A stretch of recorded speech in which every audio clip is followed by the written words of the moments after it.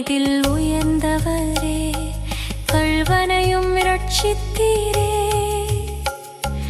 கல்வாரி மலை மீதில் உயர்ந்தவரே, கள்வனையும் இரட்சித்தீரே.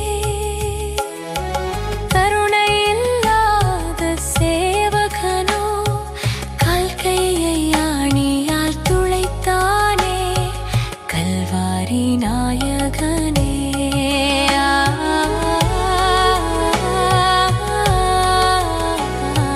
கல்வாரி நாயகனே, கிறிஸ்து உலகின் பாவத்தை சுமந்து தீர்க்கிற பாஸ்கா ஆட்டுக்குட்டி.